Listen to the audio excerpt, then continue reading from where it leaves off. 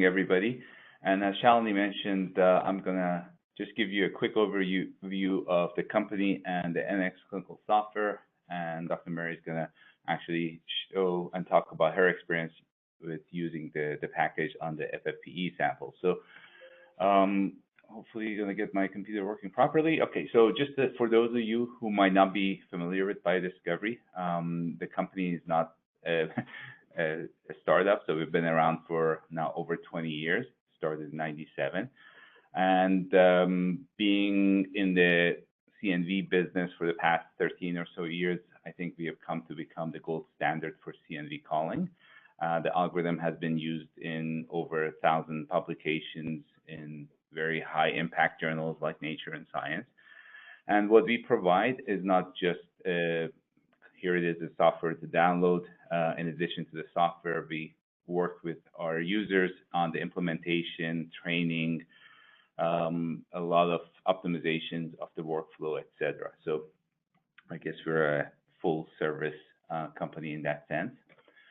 And the idea behind NX Clinical really started about 6 years ago with the observation that there are labs that use different technologies, and the technologies change over time. So there are labs that at the same time run Cytoscan HD and for their samples, they run FFP samples on OncoScan.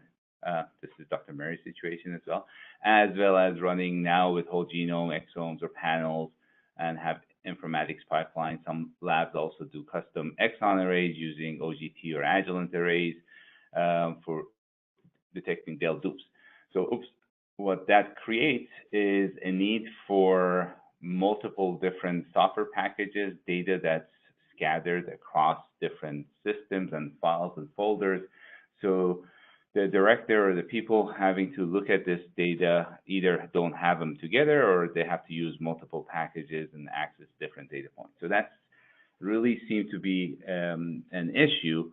And as you dig in deeper, it became the idea of this, maybe blind people are touching different parts of the elephant and are interpreting data maybe not the right way. So if you can think about this, if you're only looking at the CNV in one package and not looking at really the SNVs that come from the same sample from somewhere else, you might not be getting the same or the whole picture.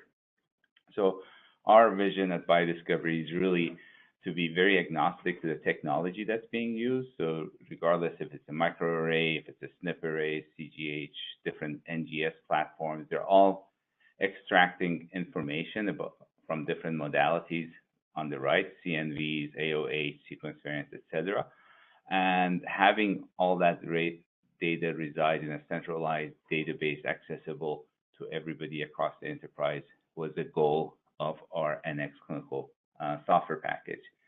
So as technology is moving forward with the NGS and microarrays, one of the things that also comes up is if you have different pipelines, if you're running NGS through one set of pipelines and your microarrays in another pipeline, this can result in maybe lower diagnostic yields, missing certain things like compound heterozygous events.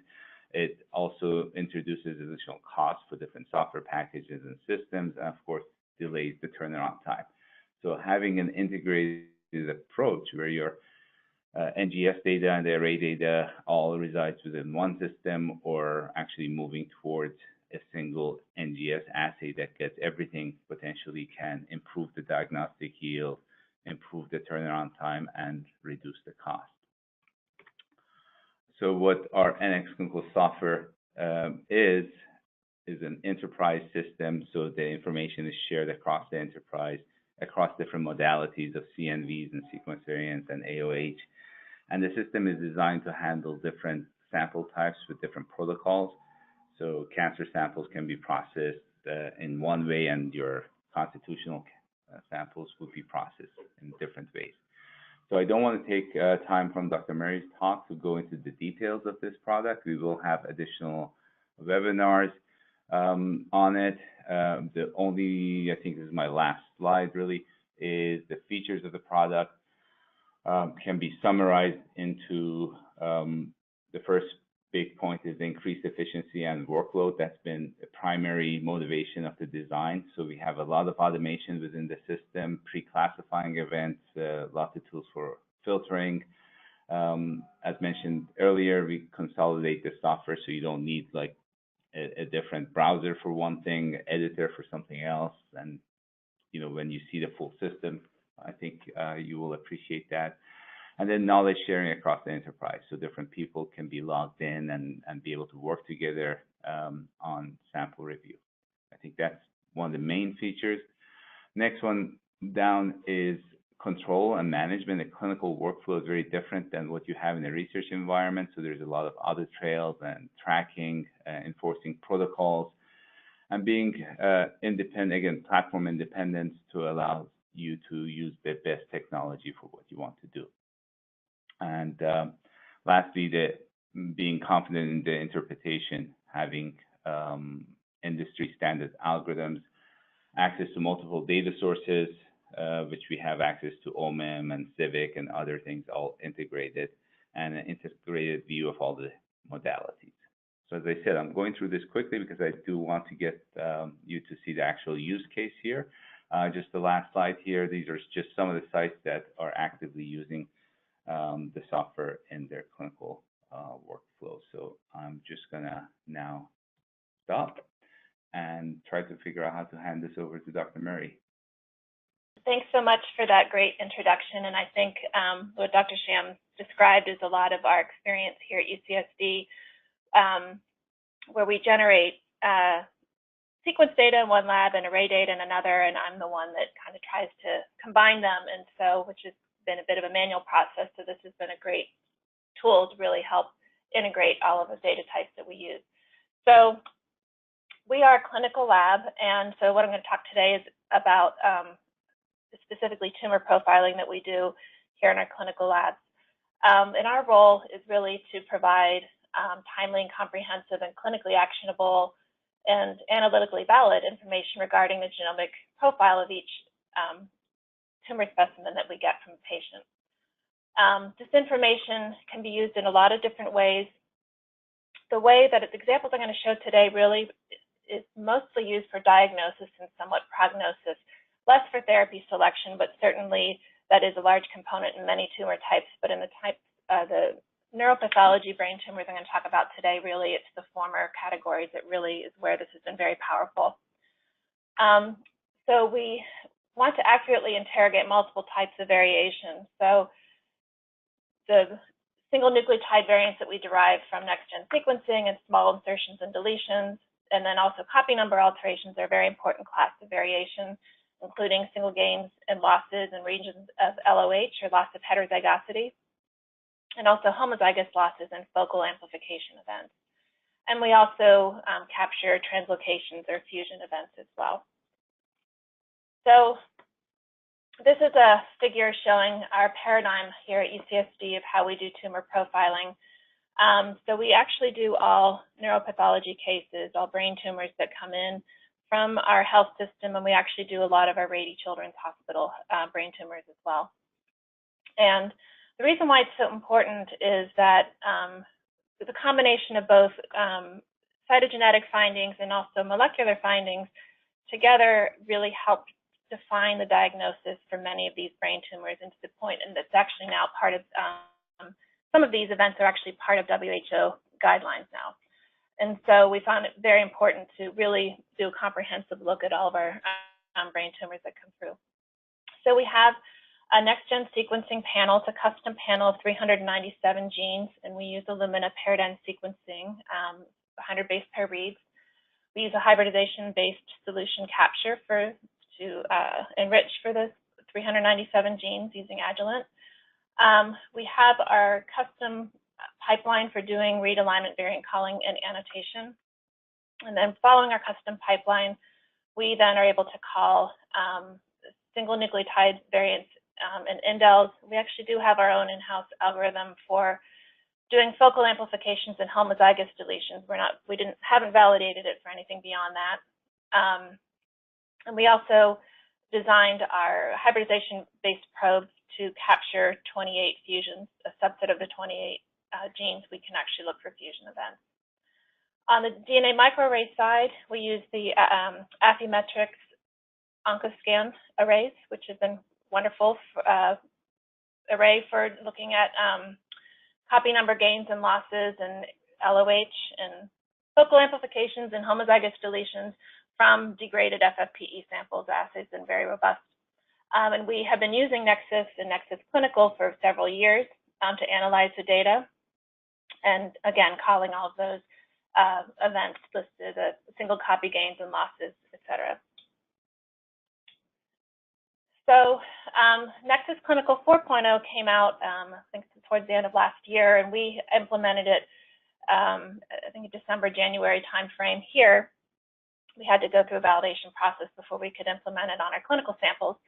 And so today we've looked at about just over 25 or so of these. We've done more, but this is when I started making these slides a few weeks ago. And so these are specimens that have been profiled using both NGS and SNP microarray. And our goal for this pilot project was really to see how this data integration would be helpful, particularly to me, since I'm the one looking at all of these different data types. So combining these single nucleotide variants and indels with larger copy number and LOH events. And then a second goal was actually to look to see how well we could actually call CNV events from just the NGS data itself and compare that to those calls made from the gold standard of microarray. And the bottom pie chart is just to show you the types of neuropathology, the brain tumors that we've interrogated. Of those 27, and over half are glioblastomas, and then we have a smattering of other types of gliomas and other brain tumor types. So this first example is a genome view of a pediatric astrocytoma run. This is from OncoScan. So the top panel here is a log-R ratio, and so this axis through 0 is diploid, and anything above is a gain, and anything below is a loss. And then the bottom panel is the B allele frequency, and this is actually a very important metric to look at to really help understand what the event is. And this is derived from the SNPs, and the OncoScan is actually all SNPs on the array. And so what we'd expect from a diploid genome is a 0, 0.5, and 1 for the B allele frequency track. If you have a loss, you would lose heterozygosity, so you don't have that 0.5 track. But since tumors are heterogeneous, and also often the tumors are not 100%, you usually have some normal tissue. For this example here of chromosome 5, where there's a loss, you actually can see it's not completely 0 and 1. You have a deflection from this 0.5, and the further away it is and closer to 0, 1, the higher their representation of that deletion is in the overall tumor specimen. And so in this sample, some of the things to call out are a focal amplification in 4q12, encompassing PDGFRA, KIT, and KDR, somewhat common finding we see on occasion. And also of interest of note, chromosome 17, it's actually a low-level loss, but very high. In addition to low-level loss, there's actually almost complete loss of heterozygosity, and then also losses in some of the other chromosomes. Overall, there's actually a lot of loss in this genome. On the separate NGS assay, we found 2 pathogenic variants, one in the gene H3F3A. This is a pretty well-known mutation seen more in pediatric gliomas, or patients who are in their up to maybe around age 20 or so, and then a P53 mutation at higher frequency. So when we did the combined analysis, actually we can really drill in, and so this is a very zoomed in view. So you can the behind is the genome view, and you can keep drilling and drilling in, and you can actually see that the P53 mutation in this region of almost complete LOH actually is essentially a homozygous or a double hit for this mutation, because both copies, even though there may be 2 copies of the chromosome 17, it's the same copy which carry the mutation. So that's an important thing to capture. Conversely, if you look at the H3F3A mutation on chromosome 1, it's on 1q, that's a diploid region, and so we actually see variant frequency more reflective of a diploid heterozygous variant. But again, tumors are heterogeneous and often aren't, mutations don't comprise the complete clone. You may have multiple clones or differing levels of representation, and so usually it's less than 50%, even if it's a heterozygous event. The other thing I'll mention is the software, which is kind of hard to show you on the slide here. Like Sahil was mentioning, has a lot of really nice filtering tools, and so you can put a lot of information in. You can load in your BAM file, which is essentially all of your reads, which are here, and you can also incorporate a lot of annotation, and so you can do a lot of filtering based on population frequencies, potential predicted effects with SIFT and polyphen, and things like that, to really help whittle down your list of variants that you really want to look at and interrogate further. So this is an overview view. So this again comes out of the software. So kind of is a snapshot of the previous slide of the genome view, and it kind of puts it on a karyotype that cytogeneticists and others are more familiar with looking at, where the blue represents gain and red represents loss, and then the yellow is loss of heterozygosity. And then you can also see these two mutations, these little green lollipops, I think is how they're referred to, where the mutations occur. And so again, you can see that the mutation occurring in this region of somewhat loss and loss of heterozygosity, and then over here the H3F3A mutation occurring in a diploid region. But the whole combined analysis, we found these two mutations, and also definitely hypodiploidy, including in particular losses of chromosomes 13 and 14, and the gain of 8q, which actually we've observed a gain of all of chromosome 8. The PDGF, KIT, and KDR amplification of 4q12, again with this double hit loss of p53. All of these are very poor, unfortunately, very poor prognostic indicators for this patient. A second example is an adult glioblastoma patient. And actually, this is actually not a typical case. Usually the hallmark findings for adult glioblastoma are gains of chromosome 7 and loss of chromosome 10. So this is a somewhat more unusual case. We saw a loss of chromosome 6 and chromothripsis, lots of breaks on 9p, including a homozygous loss of CDKN2A and 2B, and then some other gains and losses. And one other thing I'll point out here is you can observe that chromosome 17 is diploid, but you can see right in here there's actually a loss of heterozygosity, and this is actually very high representation. You don't see that deflection that we saw in the previous case. This is almost 100%.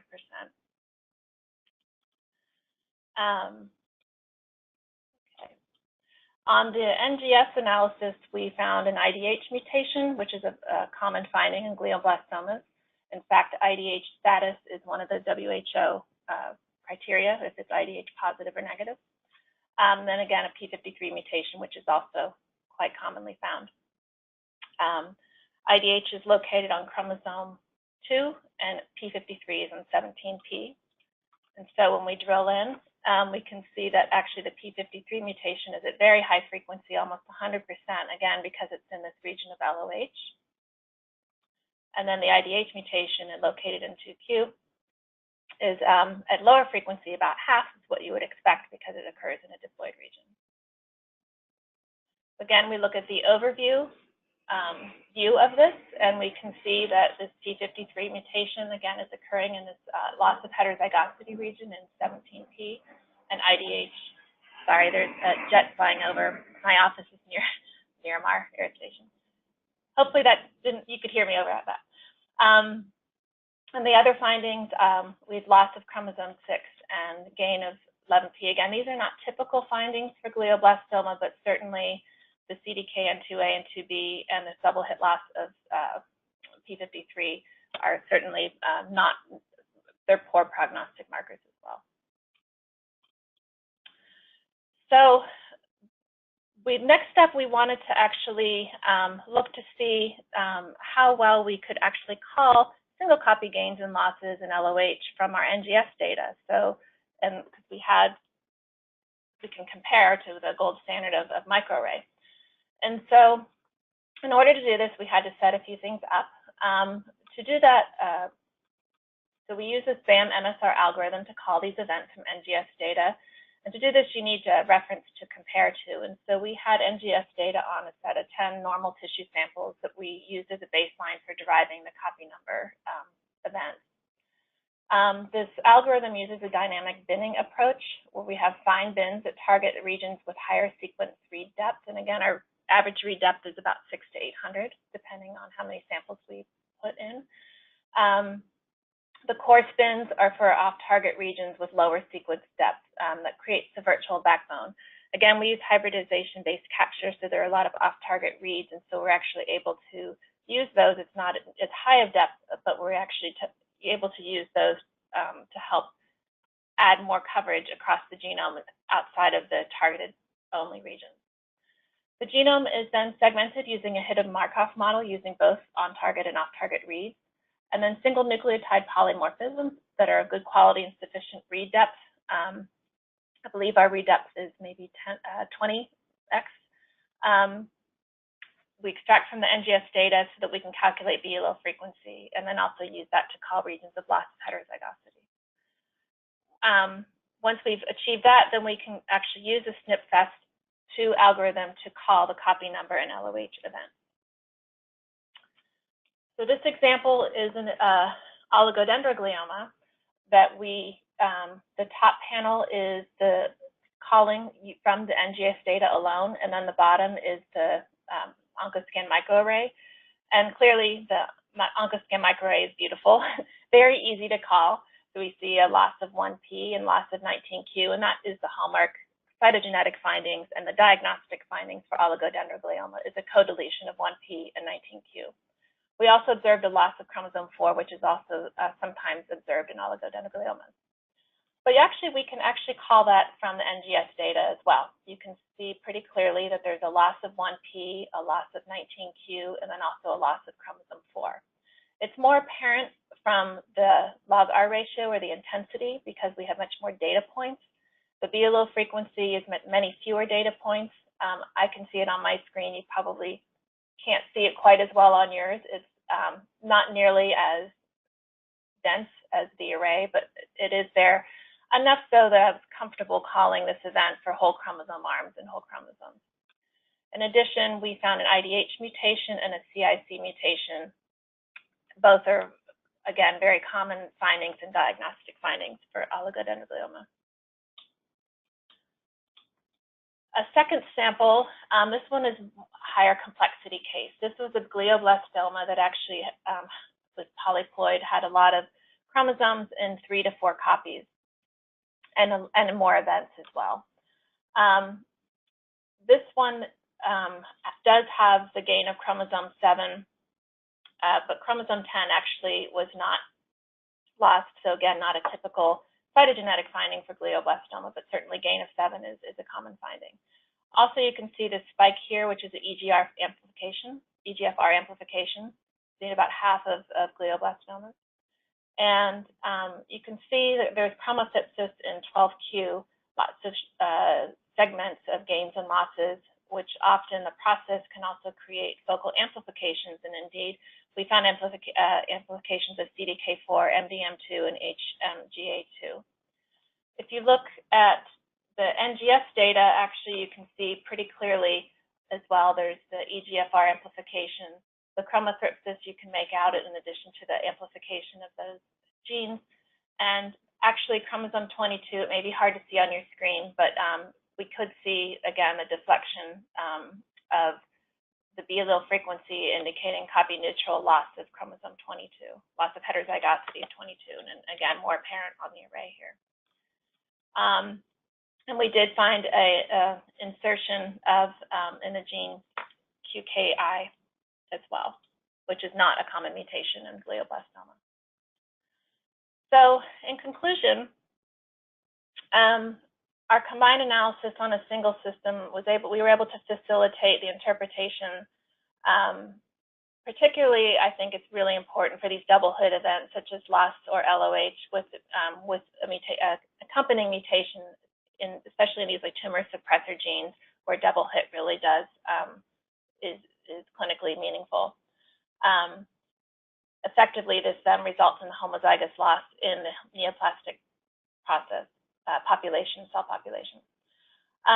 Large copy number gains and losses, like whole chromosome and chromosome arms, as well as gene amplifications and homozygous deletions were accurately called from NGS data.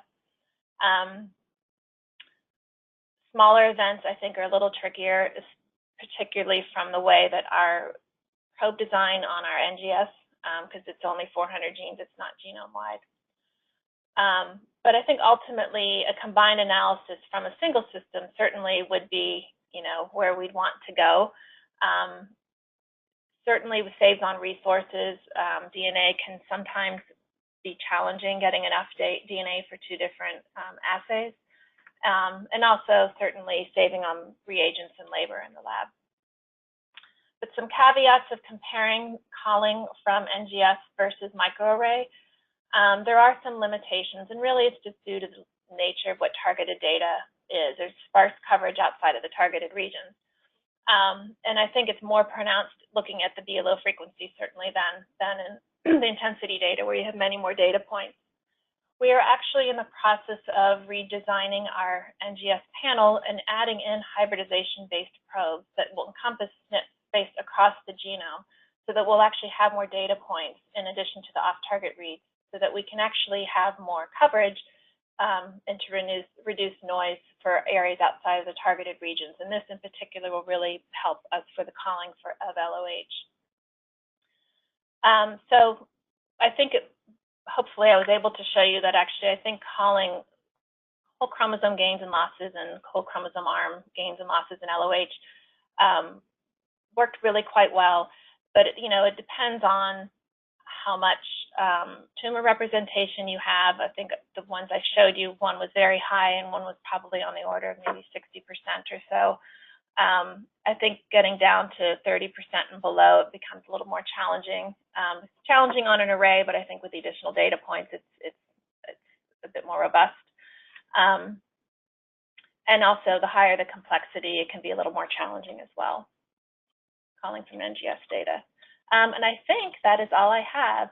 Just want to thank everyone here at the UCSD lab. So we have a clinical genomics lab and a clinical cytogenetics and cytogenomics lab. I'm part of both. And then, of course, the colleagues at BioDiscovery, who really have been wonderful colleagues in helping us integrate their software into our analysis process here. And with that, I think maybe we can open up for questions. The first question here is, do you also check the blood simultaneously to look for possible germline origin of some of the mutations found in the tumor? Great question. We recommend providing a blood specimen with the tumor. We don't require it, but we recommend it, and it's actually the same cost. The test is the same cost.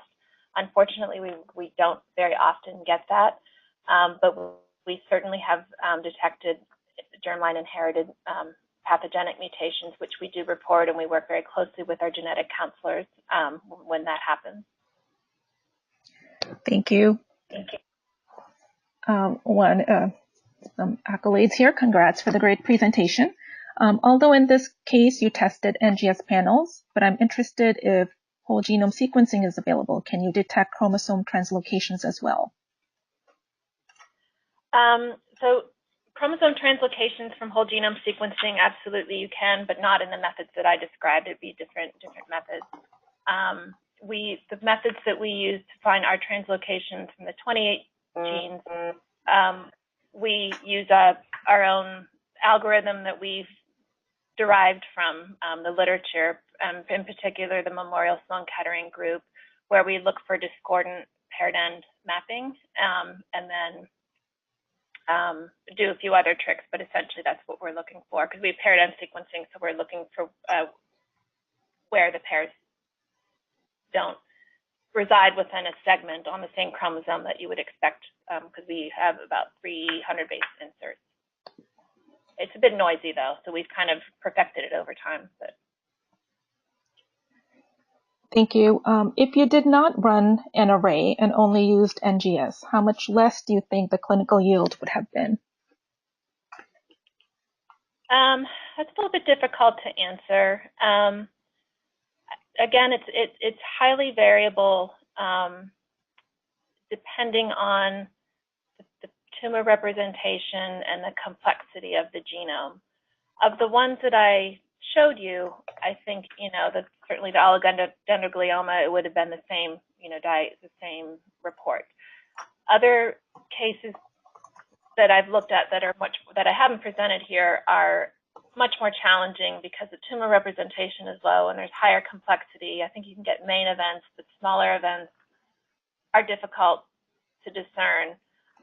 Clinically, I don't know how much it would add or take away, so it's a difficult thing for me to answer, but certainly it would not have captured everything that the array had.